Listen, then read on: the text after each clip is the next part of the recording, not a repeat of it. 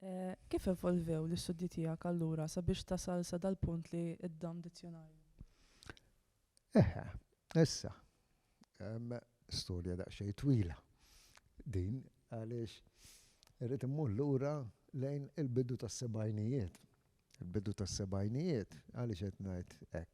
Meta jien kont student bħalek.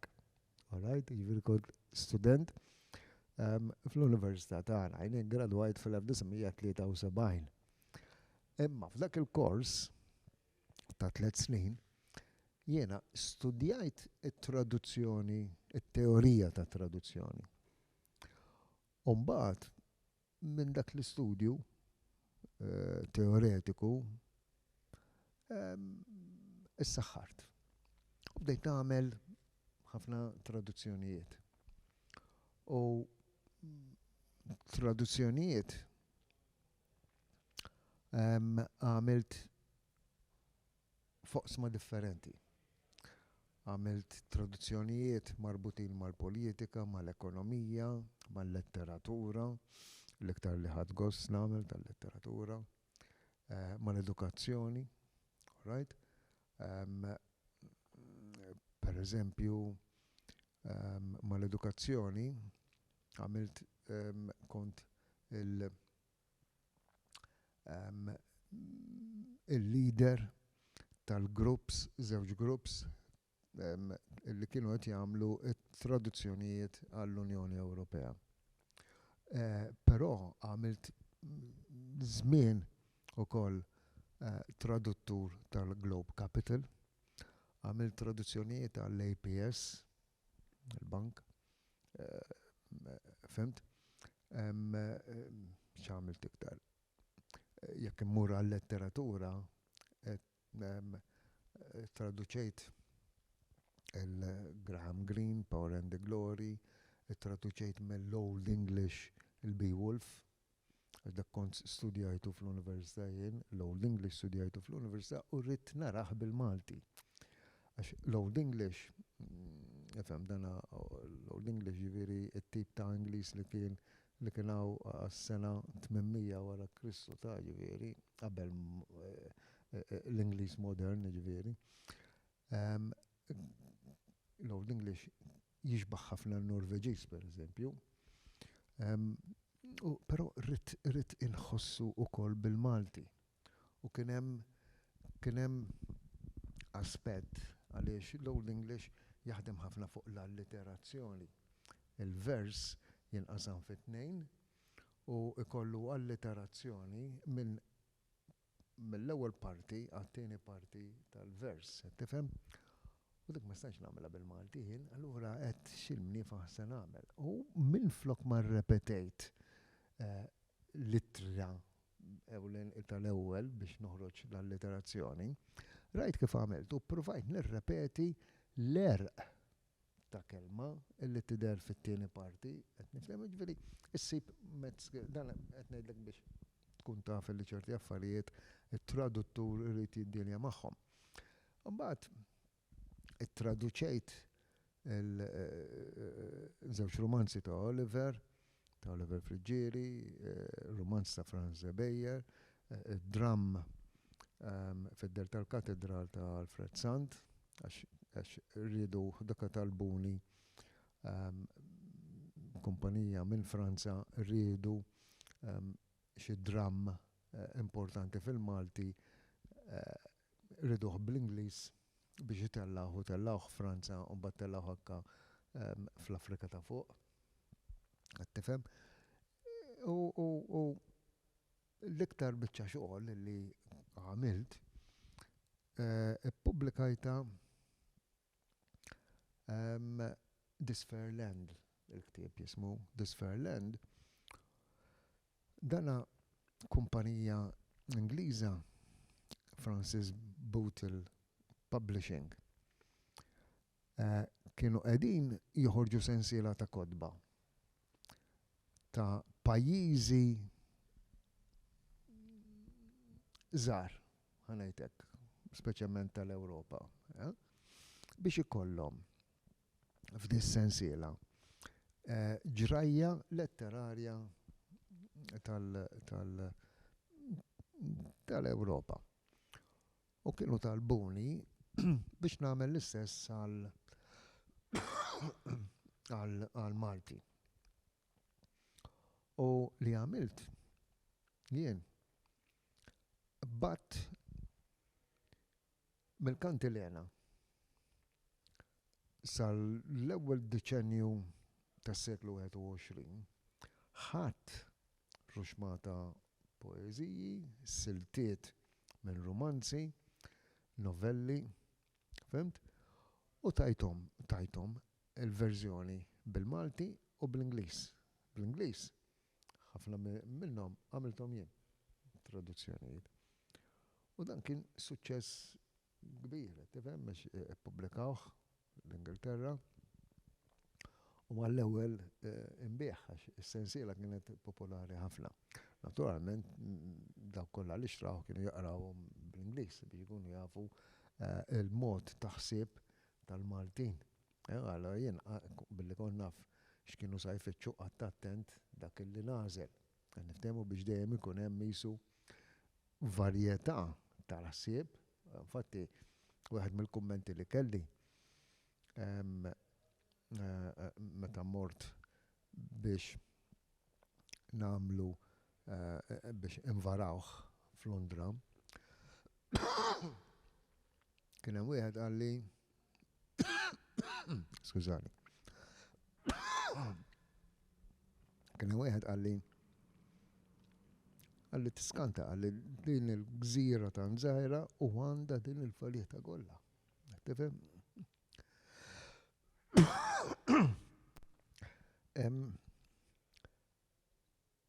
Umbagħad terġa' oħra li ħadd kumment ieħor li kont ħadd gost bih, meta ġie wieħed li kien qiegħed Londra jiena sewwa, kien Ħarbi, però għandu ċittadinanza Ingliża, u qal li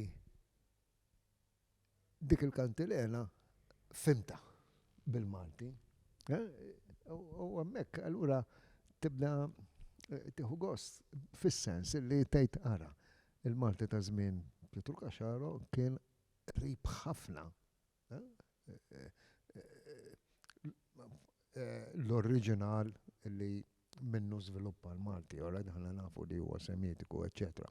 Imma l-element semitiku baqa' jingħaraf. Alla volja għadda da' żmien kollu. Dawn huma x-xogħlijiet li għamilt jiena, però plus hekk jiena għamilt 15-il sena nagħllem it-traduzzjoni u kelli studenti postgradwatorji qed jagħmlu it-teżijiet tal-MA fuq it-traduzzjoni, ħafna minnhom jikkompilaw dizzjonarji. Kelli oħrajn kienu jagħmlu analiżi ta' xi ħaġa li kienet tkun tradotta, all right? Kont nillidhom skont il-burdati tagħhom. U dan kollu li beda idaħħalni fuq aspett din it-traduzzjoni x'tiswa għalfejn irriduha aħna. Għandna bżonna hawn Malta it-traduzzjoni żgur li għandna bżonna traduzzjoni. Però hemm bżonn ukoll li ħafna drabi jkollhom lodda. U jiena bħala dizzjonarji meta ħriġt dan, da Dictionary for the 21st Century, kont diġà ħriġt xi żewġ dizzjonarji oħrajn monolingwali ma kienu sewwa. Però meta ġejt biex noħroġ dan, qed dan irridu biex jekk jista' jkun jgħin lit-traduttur Malti. Xi tfisser jgħin lit-traduttur Malti? Jiġifieri jibni fuqu, mhuwiex finali dak ix-xogħol. Jiġifieri wieħed irid jifhem illi dak huwa dizzjonarju li wieħed irid jibni fuqu. U allura jien xogħli x'kellu jkun f'dan id-dizzjonarju? Jien xogħli kellu jkun ta' interpretu. Jien għalija il-lessikografu huwa interpretu. jien qed ninterpreta. Alright? Mhux biżejjed li ngħid pereżempju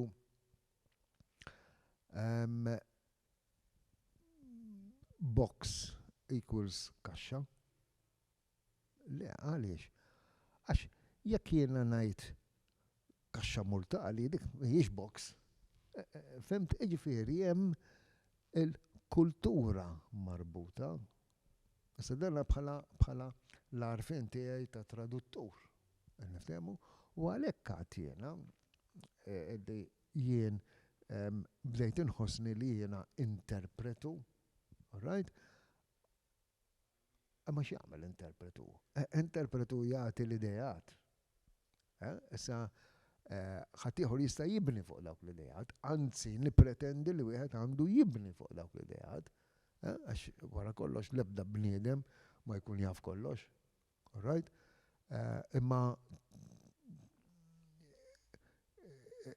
kull bniedem jista' jagħti mill-esperjenzi li għandu u mill-kuntatti li għandu, għax jiena biex bnejt dak kelli ħafna kuntatti. Apparti id-dizzjonarji stabiliti li għandna, alright?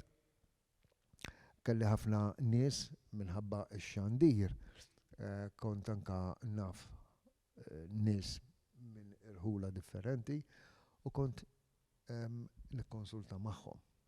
Alright? Kif l-aħjar ċertu kliem bl-Ingliż inġibuh għal-Malti. Alright? Għax efhem din il-problema.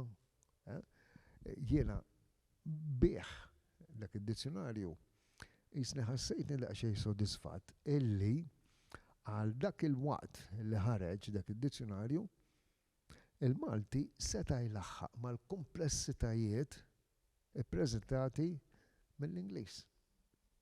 L-Ingliż lingwa internazzjonali.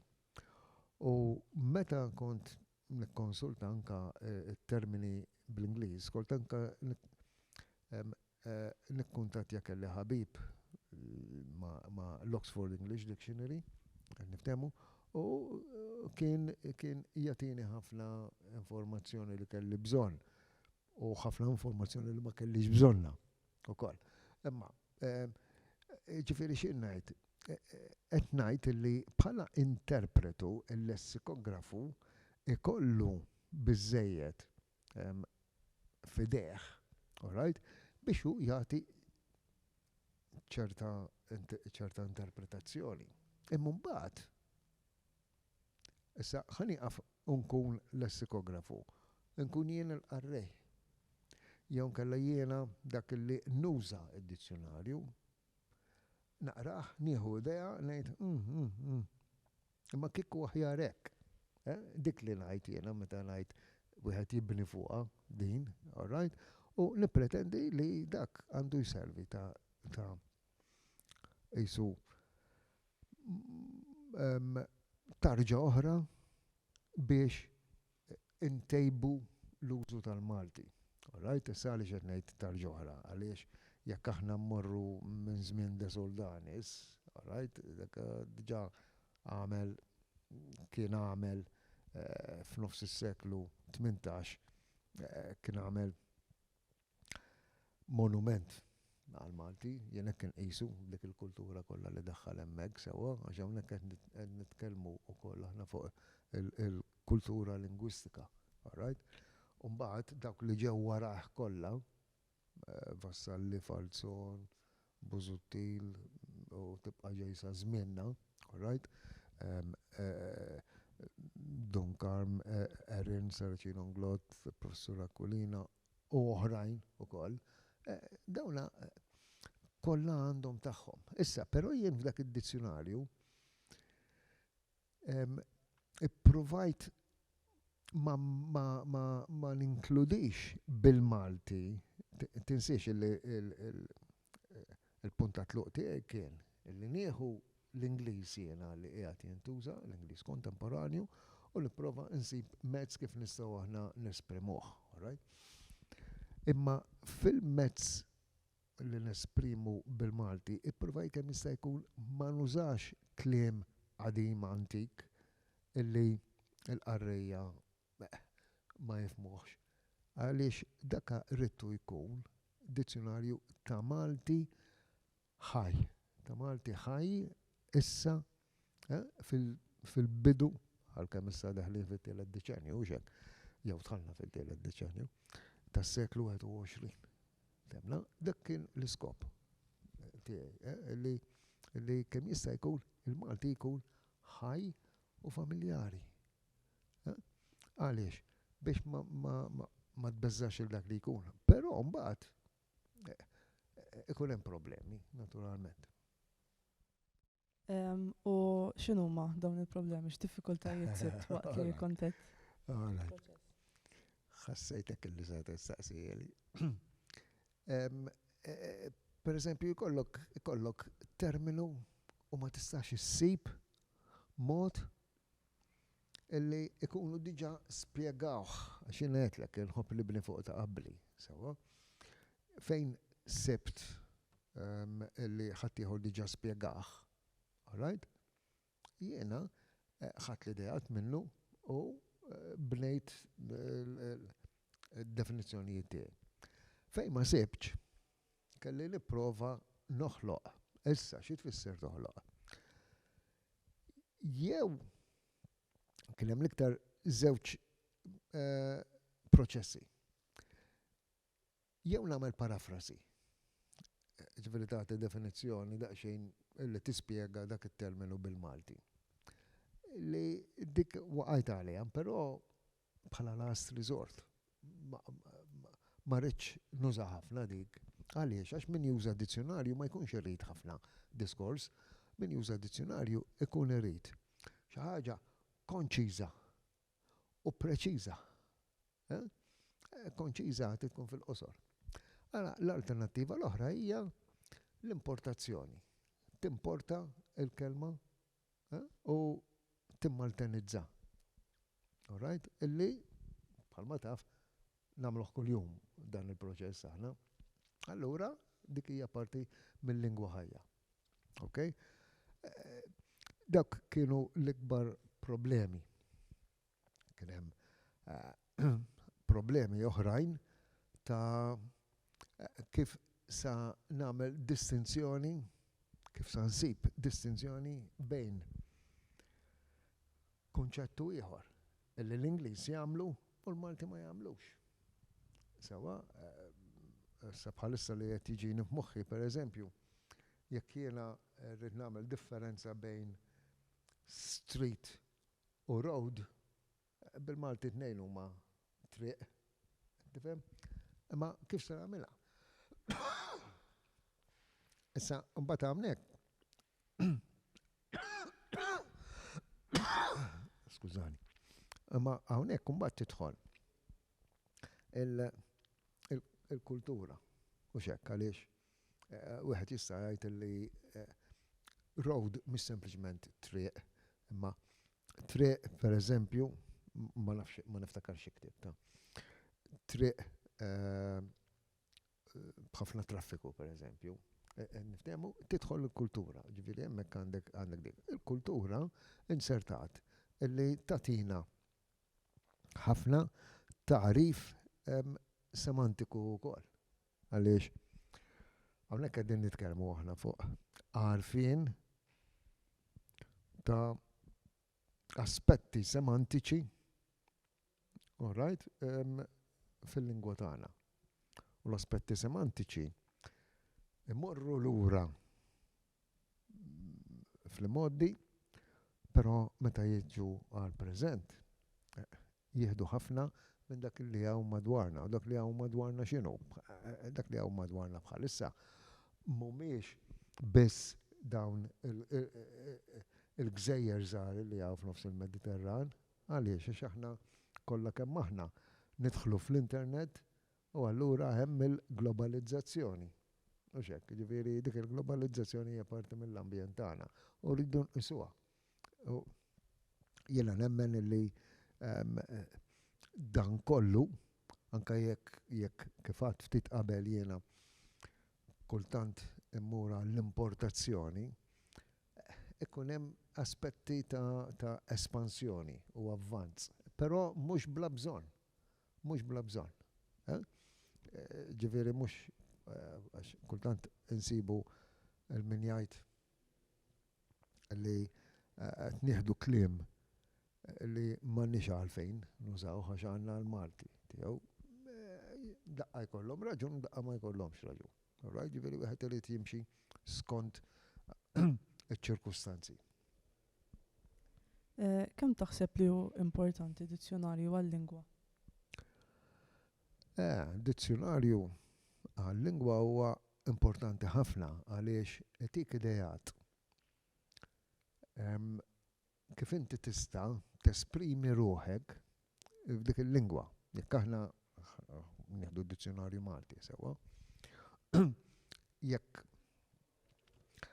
Jekk aħna nkunu qegħdin fejn naqraw xi ħaġa bl-Ingliż, mbagħad ikun hemm xi ħaġa li nkun irrid nispjega bil-Malti u insib li ma nistax naħseb dan impossibbli jiżżomm kollox moħħok, id-dizzjonarju jgħinek, all right? Però norbot ma dak li qed qabel, dak id-dizzjonarju ikun l-interpretu.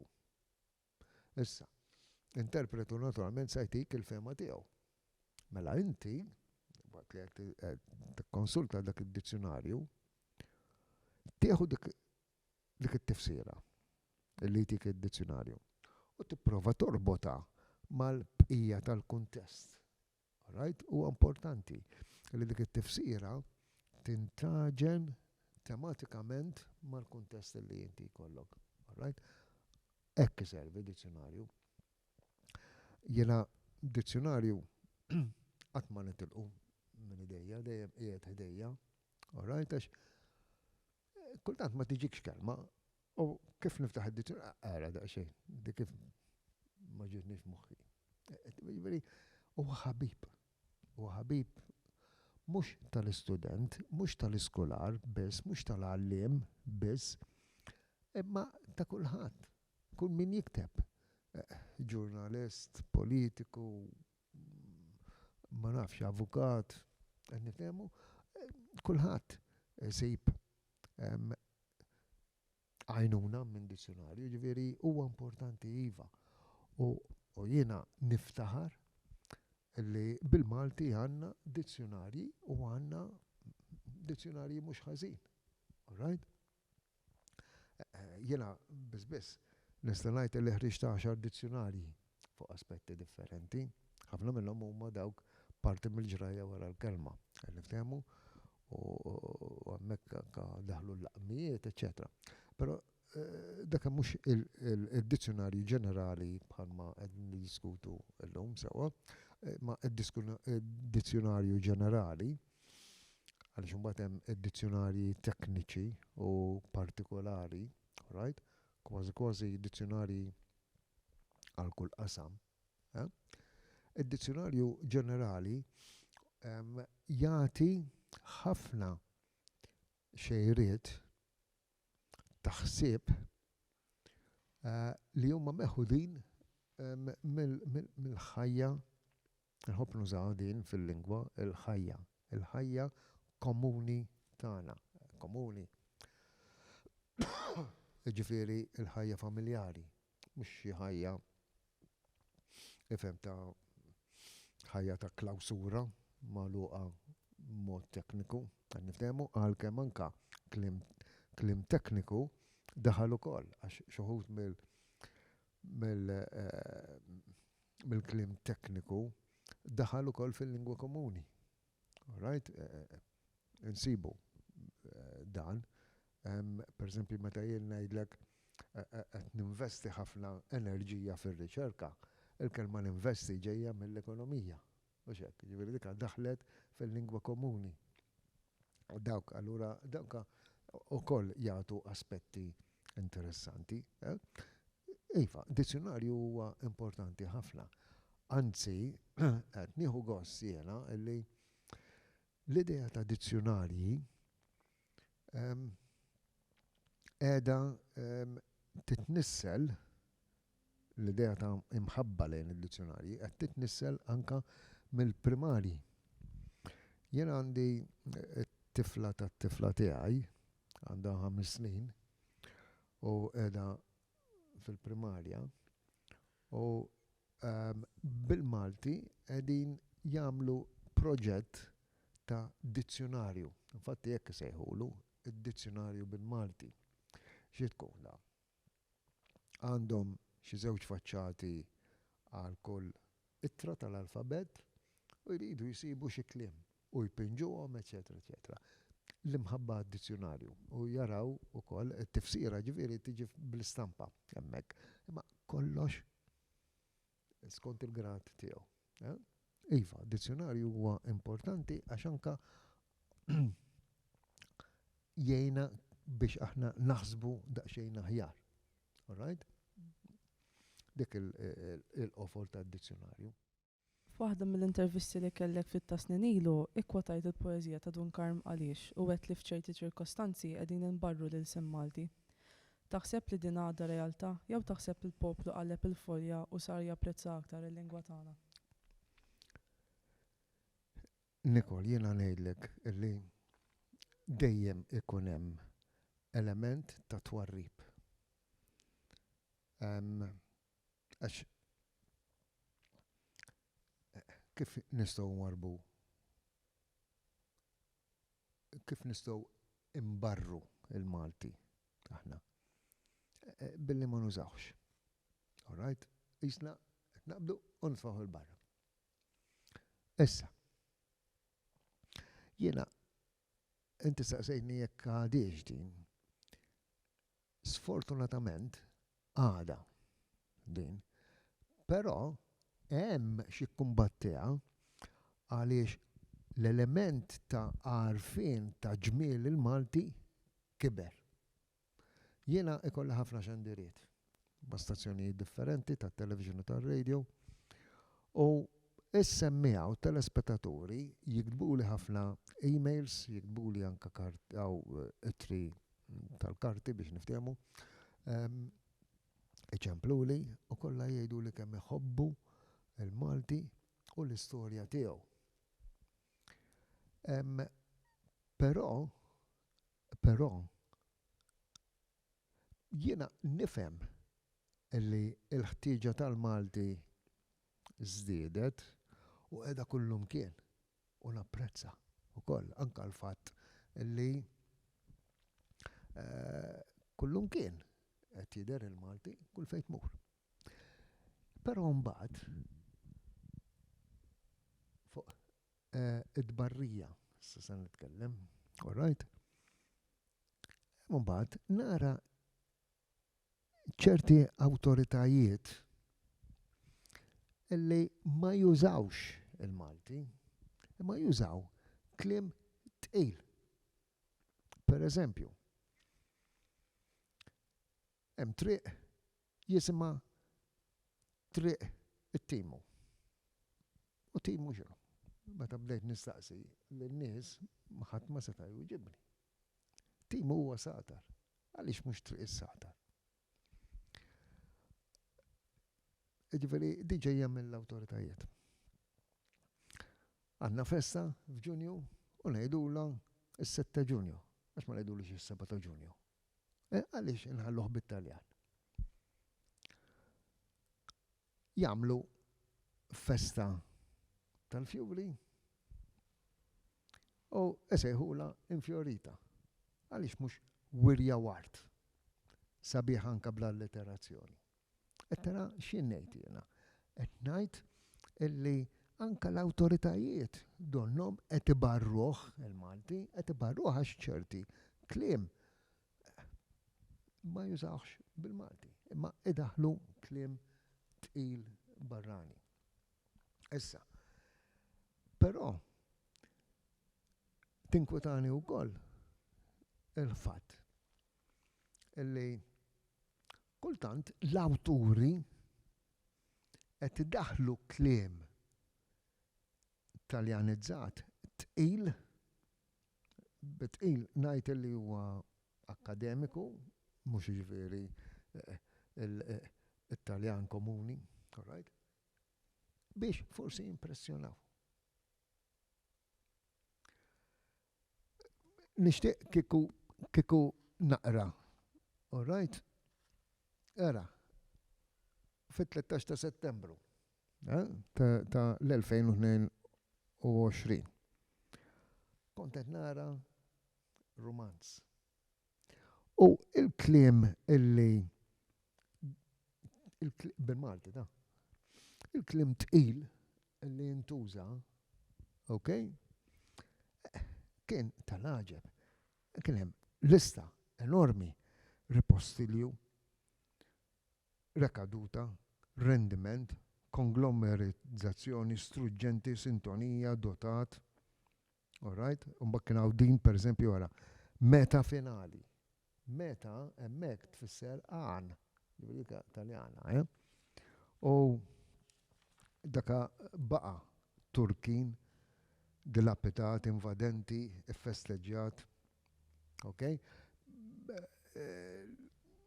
Hemm ruxmata, ġbart xi 80 terminu, hekk, fimt? U ħafna minn dawk staqsejta xi nistaqsi lin-nies biex nara jekk jafuhomx. U ma jafuhomx. Allura xi tfisser? Ġifieri jien issa biex naqra letteratura Maltija jrid ikolli d-dizzjonarju Taljan, mhux id-dizzjonarju Malti, id-dizzjonarju Taljan biex nifhem il-Malti. U dawk kollha kemm huma hemm Malti għalihom. Pereżempju, ħansemmilek terminu, għajmiegħu hemmhekk ukoll, deċeduti. Deċeduti xi tfisser? Mejtin. Għax ma nżewġ mejtin, mhux deċeduti. Għaliex? Allura, l-idea li qed imbarru l-Malti isa għada magħna. Jien ngħid li għada magħna. Mbagħad hemm aspett ieħor illi n-nies joġġezzjonaw jekk kelma tkun bl-Ingliż, imma jekk kelma tkun bit-Taljan jew bil-Franċiż ma joġġezzjonawx għalihom. Ma nafx għaliex ikun hemm din id-diskriminazzjoni bejn il-lingwi. Jew barranija jew mhijiex. Issa jiena bħala kunċett l-Ingliż ma nsibux li hu lingwa barranija għax huwa t-tieni lingwa tagħna. Tifhem anke bil-Kostituzzjoni, paragrafu 5. Qed jammetti li l-Ingliż huwa parti. Ġifieri l-qasija barranija. Però issa ħallih dak l-argument. Il-punt huwa li dan li qed insemmi jiena ċerti affarijiet qed jibqgħu magħna. Mbagħad inkompli nħares lejn l-istampa l-kbira, l-istampa l-wiesa tal-kultura lingwistika tagħna u nsib żewġ affarijiet. L-ewwel nett li dawn huma affarijiet li jinsabu f'kull lingwa. Li ikun hemm iva min ibarri il-lokal, all right, biex idaħħal dak li jogħġbu. Jeżistu kollhom kemm, aħna maħniex xi monstri ta' xejdulu. U it-tieni aspett li ikun hemm min mhux għax ibarri, imma għax ikun qed jirrispetta l-semmija tiegħu.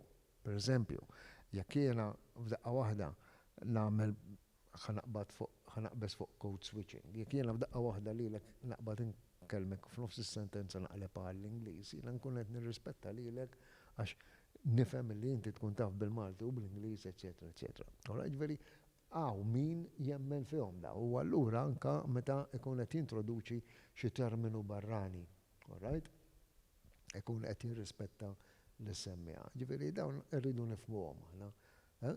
U hija tendenza umana din. Bl-Ingliż hemm l-espressjoni no man is an island. Ma nistgħux aħna ningħalqu fina nfusna. Ġifieri iva. Dik id-dbarrija mhijiex sempliċement dbarrija. Imma jista' jkun illi hija aspett ta' avvanz. Mhux dejjem ta' għax hemm min barri, niftehmu, barri fis-sens li semmejtlek qabel jien, jekk minflok is-7 Ġunju ngħidu s-7 ta' Ġunju qed nagħmlu xi ħaġa ħażina, ma allura għalfejn nibqgħu nsejħula bit-Taljan. Dik imbagħad storja oħra. Imma mbagħad hemm ċerti affarijiet illi xi nies jaħsbu li huma ħżiena. Pereżempju jien kemm il-darba jċemplu li jgħiduli qed jużaw xelta minflok għażla. Iva vera, xelta minflok għażla. Intqajt magħha jien kull meta immur nixtri biċċa ħwejjeġ. Rajt fil-ħwienet hekk. Dik il-kelma. Allura dik għalija jiena mhix ħażina fis-sens li m'għandix tintuża, la qed tintuża minn min? Mill-Maltin. U fiex qed jużawha? Qed jużawha f'sentenza. Immur nixtri flok, għandna xelta mhix ħażin ta' ara xaw. Qed tifhem? Issa seta qal għandna għażla, ma repetitivament tinsema dik. Allura dika tidħol. Hemm mbagħad xbien dika tiġma' kultura magħha illi tintgħażel minn għażla tantu hekk li għażla hija aktar ġenerali. Minn għażla għandna l-verbi għażel, eċetera. Orajt magħżul, l-aġġettivi u partiċipji, eċetera. Ma minn xelta semmek nibqgħu biss. Qed anke lingwistikament ġifieri. Ġifieri irridu nifhmu illi ċertu importazzjoni għandna x'nambuha. Hemm importazzjoni li m'għandniex x'nambuha, jew inkella illi tkun daqsxejn ħażina. All right? Pereżempju darba kont qiegħed bit-tifel tat-tifel jiena ħadtu l-iskola primarja, all right, u sakemm waslu biex tiftaħ l-iskola u jidħlu, taf int il-ġenituri għodu jitkellmu ma' xulxin u da kollu. U darba minnhom ġiet waħda u dina bħal daqsiex qalet Marija taħniena dit-tifla tiegħi aqtax id-drimjat dal-aħħar. U n-nies il-ġenituri stess id-drimjat dix kelma jgħala. Daħqu biha. Għaliex? Għax dik mhijiex aċċettata. Qed niftehmu? Ġifieri il-bniedem iħossu stess illi ċerti affarijiet jistgħu jintużaw u oħrajn ma jintużawx.